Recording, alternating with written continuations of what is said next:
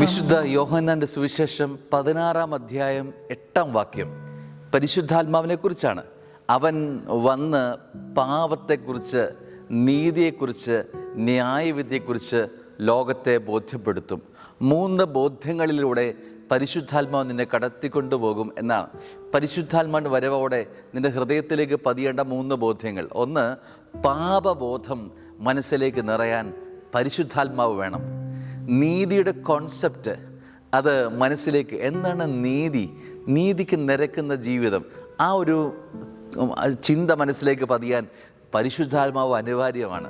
ന്യായവിധി, ഓരോ ദിവസവും എത്രയോ വിധികൾ നമ്മൾ പറയാറുണ്ട്, എത്രയോ കാര്യങ്ങളെക്കുറിച്ച് തീർപ്പ് കൽപ്പിക്കാറുണ്ട്.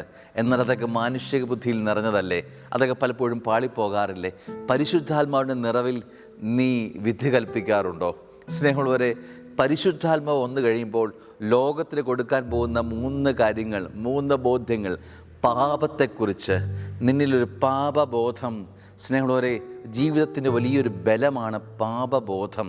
എനിക്ക് തെറ്റുപറ്റിപ്പോകുന്നു, എനിക്ക് വീഴ്ചകൾ സംഭവിക്കുന്നു എന്നുള്ള തിരിച്ചറിവ്, അത് പരിശുദ്ധാത്മാവ് തരുന്ന വെളിച്ചമാണ്. അതാണ് പാപബോധം.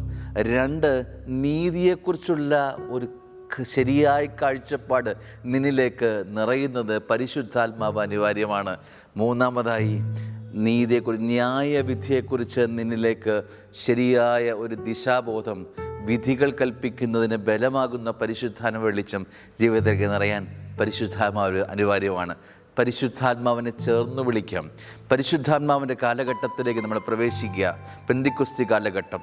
അപ്പോൾ നമ്മുടെ ജീവിതത്തിന്, നിത്യജീവിതത്തിന് ഏറ്റവും അനിവാര്യമായ നിലയിലേക്ക് പരിശുദ്ധാത്മാവിനെ ശക്തനാക്കാൻ പോകുന്ന കാലഘട്ടത്തിൽ പരിശുദ്ധാത്മാവിന് വലിയ ശക്തിയിൽ അടിയുറയ്ക്കാൻ, വേരുറയ്ക്കാൻ സാധിക്കട്ടെ എന്ന് ആത്മാർത്ഥമായി പ്രാർത്ഥിക്കുന്നു. ദൈവം അനുഗ്രഹിക്കട്ടെ. ആമേൻ.